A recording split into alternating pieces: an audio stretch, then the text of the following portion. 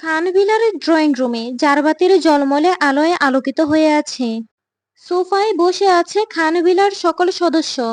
সারফারাজের বাবা জামাল গম্ভীর কণ্ঠে সারফারাজের ছোট চাচি আতুশিকে উদ্দেশ্য করে বললেন, নীরার সাথে কথা হয়েছিল তোমার? কবে আসবে বলল সে? জামালের প্রশ্ন শুনে প্রথমে আতসীর মুখশ্রী জুড়ে কিছুটা মলিনতার ছাপ স্পষ্ট হলেও পরপরই তিনি জোরপূর্বক হাসার চেষ্টা করে বললেন, সারফরাজ বাবার বিয়ের কথা শুনে তো নীরা অনেক এক্সাইটেড হয়েছিল। কত গল্প ওর! হলুদে, মেহেন্দিতে, বিয়েতে, রিসেপশনে দিন কি কি পড়বে তা নিয়েও কত কথা বলল। কেনাকাটাও শুরু করে দিয়েছে সে। চলে আসবে কয়েকদিনের ভিতরেই বড় ভাই। জামাল খানের স্ত্রী তাহমিনার তীক্ষ্ণ দৃষ্টি থেকে আতসী যে কথাগুলো বানিয়ে বললেন তা এড়াতে পারল না। তাহমিনা শব্দ করে একবার নিঃশ্বাস ফেললেন। জামান বললেন, শপিং কি বাংলাদেশে এসে করা যাবে না? ওকে বলে দিও যেন দুদিনের মধ্যে আমার সামনে এসে হাজির হয়। নয়তো কিভাবে ওকে আনতে হবে সেটাও আমার খুব ভালোভাবেই জানা আছে। আতসী মাথা নুইয়ে নিলেন। খানবাড়ির প্রধান কর্তা মুস্তফা খান তার বড় ছেলের জামাল খানকে উদ্দেশ্য করে বললেন, জায়েদ জাবির কবে আসবে জামাল? জামাল বললেন, শুরুতে তো বলেছিল আরো কয়েকদিন দেরি হবে, কিন্তু আপনার বড় নাতির বিয়ের কথা শুনে প্রেসার নিয়ে 4 দিনের কাজ একদিনে করে ফেলেছে ওরা। আগামীকাল রাতের ফ্লাইটে লন্ডন থেকে রওনা করবে ওরা। মোস্তফা হাসি মুখে বললেন, অনেক বছর পর এই বাড়িতে একটা বিয়ের অনুষ্ঠান হবে, তাই সবাই অনেক খুশি এ নিয়ে। ওদের কথার মাঝে খানবিলার মূল দরজা পেরিয়ে সারফরাজ পিহুর হাত ধরে ভিতরে প্রবেশ করলো। ওদের দুজনের উপর সর্বপ্রথম নজর পড়ল সারফরাজের মেজ চাচি শিউলির। শিউলি হাসি মুখে বললেন, আরে পিহু মাঝে। সকলের দৃষ্টি এবার সারফরাজ আর পিহুর উপর পড়ল। পিহুর মুখশ্রী জুড়ে চাপা লজ্জা ও ভয়ের ছাপ ফুটে আছে। কিন্তু সারফরাজ পিহুর হাতটা শক্তভাবে ধরে রাখায় ভিতরে ভিতরে অনেকটা ভরসা পাচ্ছে সে। সারফরাজ পিহুকে নিয়ে ড্রয়িং প্লেসে এসে দাঁড়ালো। ড্রয়িং রুমে উপস্থিত মুস্তফা খানে জামাল, তাহমিনা, শিউলি, আতুশি সবার চোখে মুখেই কৌতূহলের ছাপ ফুটে আছে। সবার সামনে দাঁড়িয়ে সারফরাজ কণ্ঠ শক্ত করে বলল, আজ আমি আপনাদের সামনে আমার নেওয়া একটা বিশেষ সিদ্ধান্ত পেশ করতে এসেছি। আমি চাই আজই পিহুর সাথে আমার বিবাহ কার্য সম্পূর্ণ হোক। সারফরাজের মুখে এরূপ কথা শুনে এক মুহূর্তের মধ্যে পুরো খানবাড়ি জুড়ে এক প্রকার নিস্তব্ধতা নেমে এলো যেন। জামাল খান ভ্রুকুচকে গম্ভীর কণ্ঠে বললেন, আজই? কিন্তু কেন? আর পিহু মায়ের সাথে তোমার বিয়ে তো হবেই, আমরা কি না করেছি এই সিদ্ধান্তে? তাহলে এত তাড়া কিসের? আমাদের মধ্যকার শেষ কথা কি হয়েছিল তা কি তুমি ভুলে গিয়েছো সারফরাজ? সারফরাজ দৃঢ় কণ্ঠে বলল, কিছুই ভুলিনি আমি বাবা, সবই মনে আছে আমার। কিন্তু যখন আমাদের মধ্যে সেসব কথোপকথন হয়েছিল তখন পরিস্থিতি সম্পূর্ণই ভিন্ন ছিল, আর আজকের পরিস্থিতিও সম্পূর্ণ ভিন্নই। তাই সিদ্ধান্তের পরিবর্তন করেছি আমি। মোস্তফা খান বললেন, হুট করে কি এমন হয়ে গেল বড় দাদু ভাই যে তুমি এমন একটা সিদ্ধান্ত নিতে বাধ্য হলে? সারফরাজ এবার সকল ঘটনা উপস্থিত সবাইকে খোলসা করে বলল। সবটা শুনে আতসী আর শিউলের মুখে হাত চলে গিয়েছে। তাহমিনা বললেন, ওরা মা মেয়ে তো দেখছি বাড়ি বজ্জাত টাইপের। ঠিক করেছো তুমি বাবা, ওদের প্রত্যেককে উপযুক্ত শাস্তি দিয়ে। জামাল গম্ভীর কণ্ঠে বললেন, বিষয়টা এতদূর পর্যন্ত গড়িয়ে গিয়েছিল, এটা তো ভাবতেই কেমন লাগছে আমার। অন্যের কথার প্রচারণায় প্রচলিত হয়ে কিভাবে একজন বাবা পেরেছিল নিজের মেয়ের জীবনটাকে নষ্ট করে দেওয়ার মতো সিদ্ধান্ত নিতে? ছি। শিউলি বললেন, জন্ম দিলেই যে সব পুরুষ বাবা হতে পারে না তার প্রমাণ আজ আবারও পেলাম। মোস্তফা বললেন, যাই হোক সেসব কথা ছাড়ো এখন। পিহু দিদিভাইয়ের বাবা যেহেতু নিজের ভুলটা বুঝতে পেরেছে আর অনুশোচনাও করেছেন, তাই তাকে নিয়ে খারাপ মন্তব্য না করাই ভালো। আমাদের উচিত জাবরুলের জন্য দোয়া করা, তিনি যেন দ্রুত সুস্থ হয়ে ওঠেন এই কামনা করা। পিহু মাথা নুইয়ে রেখেছে। সবকিছুর পরেও ওর বুকের ভিতরে চাপা এক প্রকার যন্ত্রণা কাজ করছে। তাহমিনা বললেন, কিন্তু আজ কিভাবে বিয়ের আয়োজন করা সম্ভব? তোমার চাচারা আগামীকাল রাতের ফ্লাইটে রওনা করবে, তারা তো পরশু সন্ধ্যার আগে ছাড়া বাসায় আসতে পারবে না। আর নীরাও আসতে মিনিমাম 2 দিন সময় প্রয়োজন। ওদের ছাড়া বিয়ে হলে কি সেটা ঠিক হবে বাবা? শিউলি বললেন, আমাদের সবারই কত স্বপ্ন ছিল সারফরাজ বাবা তোমার বিয়ে নিয়ে। আমরা তো ধুমধাম করে মনের মতো আয়োজন করে তোমাদের দুজনের বিয়ে দিব ভেবেছিলাম। সারফরাজ দৃঢ় স্বরে বলল, এইসবে আমার কোনো আপত্তি নেই মেজো চাচি। চাচারা আর নীরা এলে তোমরা বড় আয়োজন করবে।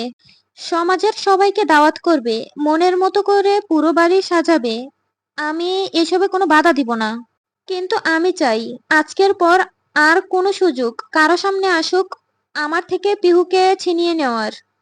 তাই আজই আমার সাথে পিহুর বিয়ে হবে, সেটাও খুব ছোট পরিসরে এবং মসজিদে হবে। এরপর পৃথিবীর কোনো শক্তি আর আমাদের আলাদা করতে পারবে না ইনশাআল্লাহ। মোস্তফা মাথা নেড়ে গম্ভীর কণ্ঠে বললেন, যেহেতু এটাই তোমার চূড়ান্ত সিদ্ধান্ত, তবে আজই হোক এই নিকাহ। তাহমিনা এগিয়ে এসে পিহুর মাথায় স্নেহের হাত রেখে বললেন, আজ থেকেই তুমি আমাদের বাড়ির বড় বউ হবে। আমাদের সবার আদরের বড় মেয়ে হবে পিহুমা। তুমি ভয় পেও না একদম, তোমার পাশে আমরা সবাই আছি। পিহুর দু চোখ বেয়ে কয়েক ফোঁটা অশ্রু ঝরে পড়ল। শিউলি পিহুর কাছে এগিয়ে এসে ওর থুতনি ধরে মুখটা হালকা উঁচিয়ে ধরে চোখের পানিটুকু সযত্নে মুছিয়ে দিয়ে বললেন, আজ থেকে তোমার চোখ থেকে যে অশ্রুরা ঝরে পড়লো, এটাই যেন হয় তোমার শেষ কান্না পিহুমা। আতসী হেসে বললেন, আমাদের ঘর আজ থেকে পিহু মায়ের মতো চাঁদের আলোয় আলোকিত হয়ে যাবে। পিহুর ঠোঁটে ফুটে উঠল লজ্জামাখা হাসির রেখা। সারফারাজ এক দৃষ্টিতে পিহুর দিকে তাকিয়ে আছে। কি যে স্নিগ্ধ লাগছে আজ এমপি সাহেবের প্রিটি হার্টকে, তা সে নিজেও বাসায় বলে প্রকাশ করতে পারবে না। ঢাকার উত্তরায় অবস্থিত নামকরা উত্তরা ক্লাব লিমিটেড এর অভিজাত পরিবেশে মুখোমুখি বসে আছে নির্ঝর আর তেজোয়ার। টেবিলের উপর পড়ে আছে দুটো খালি ওয়াইনের বোতল, তেজের নিঃশেষিত নেশার সাক্ষী হয়ে। তৃতীয় বোতলটা শক্ত করে আঁকড়ে ধরে আছে তেজ নিজের হাতে। একটু পরপর তাতে চুমুক দিচ্ছে আর বলছে, ওই মেয়ের এত বড় সাহস, এই তেজওয়ার খান তেজকে ব্ল্যাকমেল করে। আমাকে বলে কিনা যদি আমি ওকে বিয়ে না করি তাহলে ও আমার সব সত্য সবার সামনে ফাঁস করে দিবে। তার আগেই ওর অবস্থা আমি এমন করব যে ও নিজেই নিজের গলাতে ফাঁস পড়তে বাধ্য হবে। তেজ এখন পুরোপুরি নেশায় ডুবে গিয়েছে। তেজের এই অভ্যাস নতুন নয়। নেশার ঘোরে ডুবে গিয়ে আবোল তাবোলে বলা তেজের নিত্যদিনের স্বভাবের পরিণত হয়েছে। আর নির্জরের কাজ সব সময় একই থাকে এই ক্ষেত্রে। তেজ যখন সম্পূর্ণভাবে বেসামাল হয়ে সেন্স হারায় তখন তাকে নিরাপদে অন্য বাসায় নিয়ে যেতে হয়। কারণ তেজ যতক্ষণ হুঁশে থাকে ততক্ষণ তাকে তার স্থান থেকে সরানো যে অসম্ভব তা নির্ঝর খুব ভালো করেই জানে। প্রথম দিকে নির্ঝর চেষ্টা করেছিল তেজকে বুঝাতে, কম ওয়াইন খেতে। কিন্তু সেই চেষ্টার জন্য ভয়ঙ্কর পরিণতি বয়ে এসেছিল নির্ঝরের জীবনে। একদিন নেশার ঘোরে রাগে অন্ধ হয়ে তেজ নির্ঝরের মাথায় আছড়ে ভেঙেছিল একটা ফাঁকা ওয়াইনের বোতল। সেই ঘটনার পর থেকে নির্ঝর আর কখনো ভুলেও তেজকে এই বিষয়ে বোঝানোর দুঃসাহস করেনি। তাই আজও নির্ঝর নিশ্চুপ বসে আছে, কেবল অপেক্ষা করছে সেই মুহূর্তটার জন্য যখন তেজ পুরোপুরি হুঁশ হারাবে, আর তখনই সে তেজকে নিয়ে ফিরবে নিরাপদ আশ্রয়ে। সারফারাজ তাহমিনাকে বলল, মা, তেজ আর নির্ঝর কোথায়? রুমে নাকি? ওদেরকেও ডাকো। তাহমিনা কিছু বলার পূর্বেই আতসী বললেন, ওরা তো সেই বিকেলে বেরিয়েছে বাড়ি থেকে, এখনো ফিরেনি। সারফারাজ বলল, আমি কল করছি তেজকে। এই বলে সারফারাজ তেজকে কল করলো, কিন্তু ফোন বাজতে বাজতে আপনা আপনি কেটে গেল। এরপর নির্ঝরকে কল করলেও সেম জিনিসটা হলো। সারফারাজ বলল, ফোন দুজনের একজনেও রিসিভ করলো না। তাহমিনা বললেন, কোনো বিশেষ কাজে ব্যস্ত আছে হয়তো, তাই ফোন উঠাতে পারছে না। ওদের কথা ছাড়ো তুমি, আমরা পিহুমাকে সুন্দর করে বধূর সাজে সাজিয়ে আনছি। আর তুমিও তোমার ঘরে যাও, ফ্রেশ হয়ে একটা ভালো পাঞ্জাবি পরবো। পিহু মাথা নোয়ানো অবস্থায় লজ্জামাখা হাসি হাসছে। সারফারাজ পিহুর দিকে এক পলক তাকিয়ে আচ্ছা বলে সিঁড়ি বেয়ে উপরে নিজ রুমে চলে গেল। তাহমিনা, শিউলি আর আতসী তিনজন মিলে পিহুকে নিয়ে গেলেন তাহমিনার ঘরে। ঘরে আনার পর বিছানায় বসিয়ে দিলেন পিহুকে। পিহুর দুপাশে হাসি মুখে বসে আছেন শিউলি আর আতসী। তাহমিনা আলমারি খুলে ভিতর থেকে একটা পুরোনো দিনের গাঢ় লাল রঙের ভারী ও নিখুঁত কাজ বিশিষ্ট বেনারসি বের করে আনলেন। শিউলি আর আতসী মুগ্ধ চোখে তাহমিনার হাতে বাজ করে রাখা শাড়িটার দিকে তাকিয়ে আছে। আতসী বললেন, এই শাড়িটা শাশুড়ি মা তোমাকে দিয়েছিল তাই না বড় ভাবি? শিউলি বললেন, এই শাড়িটা তো বড় ভাবি নিজের বিয়েতেও পরেছিলেন। তাহমিনা মৃদু হেসে বললেন, হুম, এটা আমাদের শাশুড়ি মায়ের দেওয়া আমার বিয়ের শাড়ি। এই শাড়িটা আজও আমি খুব যত্ন করে তুলে রেখেছিলাম আজকের দিনটার জন্য। পিহু চোখ তুলে তাকালো তাহমিনার দিকে। তাহমিনা আবারও বললেন, এখন তো অনেক মেয়েই দেখি বিয়েতে নিজের মায়ের বিয়ের শাড়ি পরে। আমার মেয়েটা তাহলে বাদ যাবে কেন? জন্মদায়িনী মায়ের বিয়ের শাড়ি না পরতে পারলেও শাশুড়ি মায়ের বিয়ের শাড়ি তো পরাই যায়। কি বলো তুমি পিহুমা? পিহুর দু চোখ খুশিতে ছলছল করে উঠল। আতসী পিহুর দিকে তাকিয়ে বললেন, মেয়াজু ভাবি কাঁদতে না করেছিল না? বড়দের কথা অমান্য করছো? তুমি এখনো এই বাড়ির বউ হয়নি, এত বড় সাহস তোমার? আতসীর এমন কথায় পিহু হেসে ফেলল। আতসী সঙ্গে সঙ্গে দু হাতে নিজের বুকের মাঝে জড়িয়ে নিয়ে বললেন, আমরা তিনজনই তোমাকে মেয়ে হিসেবে গ্রহণ করেছি, তাই মায়ের কথা অমান্য করলে কিন্তু দজ্জাল শাশুড়ির রূপ নিয়ে হলেও শাসন করব, বুঝলে? আতসীর এরূপ কথায় তাহমিনা আর শিউলিও নীরবে হাসলেন। পিহু বলল, আমার এত সাহস আছে নাকি তিনজন মায়ের কথা অমান্য করার? তাহমিনা বললেন, ছোট, এবার ছাড় তো আমার মেয়েকে, আদর পরেও করতে পারবি, এখন আগে ওকে ফ্রেশ হয়ে আসতে দে, তারপর তো সাজাতে হবে ওকে নতুন বউয়ের সাজে। আতসী বললেন, হুম হুম, ঠিক বলেছ। এই বলে আতসী পিহুকে ছেড়ে দিলেন। পিহু উঠে ওয়াশরুমে চলে গেল ফ্রেশ হওয়ার জন্য। কিয়ৎক্ষণ পর পিহু ফ্রেশ হয়ে ওয়াশরুম থেকে বের হলে তাহমিনা, আতসী ও শিউলি তিনজন মিলে খুব যত্ন নিয়ে পিহুকে প্রথমে বেনারসিটা পরিয়ে দিলেন। পিহুর হরিণীরিনে টানা চোখ জোড়ায় গাঢ় করে কাজল দিয়ে দিয়েছে, মুখে হালকা মেকআপ দিয়েছে, যা সম্পূর্ণ পিহুর শরীরের বর্ণের সাথে মিশে গিয়ে ওকে আরো সুন্দর করে তুলেছে। ঠোঁটে নোট লিপস্টিক দিয়েছে। পিহু ওয়াশরুমে যাওয়ার পর শিউলি আর আতসী নিজেদের ঘর থেকে নিজেদের বিয়ের সব থেকে ভালো গহনার সেট নিয়ে এসেছে। সেগুলোই পিহুকে ওনারা পরিয়ে দিলেন। নতুন তিন মায়েরই বিয়ের সাজ আজ পিহুর নিজের বিয়েতে পরার সৌভাগ্য হয়েছে। এমন সৌভাগ্য কয়জনের হয়? অতঃপর পিহুর হাঁটু ছুঁই ছুঁই চুলগুলো খোপা করে সেখানে বেলি ফুলের গাজরা দিয়ে পিহুর পুরো সাজ সম্পূর্ণ করলেন ওরা। শিউলি পিহুর থুতনি স্পর্শ করে নিজের ঠোঁট ছুঁইয়ে বললেন, মাশাল্লাহ মাশাল্লাহ, কি ভীষণ মিষ্টি লাগছে আমাদের মেয়েটাকে। আতসী সঙ্গে সঙ্গে নিজের চোখের কোণ থেকে সামান্য কাজল ডান হাতের কনিষ্ঠ আঙ্গুলে নিয়ে পিহুর বাম কানের পিছনে ছুঁইয়ে দিয়ে বললেন, নজর না লাগুক কারোর আমার মেয়েটার উপর। তাহমিনাও মুগ্ধ নয়নে পিহুর দিকে তাকিয়ে আছে। শ্যামবর্ণের হলেও যে একটা মেয়েকে দেখতে এমন নজর কাড়ার মতো সুন্দর লাগতে পারে, বিষয়টা সত্যি মুগ্ধ হওয়ার মতোই। পিহুর ঠোঁটে ফুটে আছে লজ্জামাখা মিষ্টি হাসির রেখা। পর মুহূর্তেই ওনারা তিনজন মিলে পিহুকে নিয়ে রুম থেকে বেরিয়ে আসলেন। ড্রয়িং রুমে ইতিমধ্যে সারফরাজ রেডি হয়ে অপেক্ষা করছিল পিহুর আসার। অন্য পাশে মুস্তফা ও জামাল দুজনই বসে আছেন। সারফরাজের পরনে রয়েছে গাঢ় লাল রঙের একটা পাঞ্জাবি, যে পাঞ্জাবিতে রয়েছে সূক্ষ্ম সোনালি জড়িত নিখুঁত কারুকাজ। পাঞ্জাবির উপরে কালো রঙের বাড়ি কাজ করা একটা কুচিও পরেছে সে।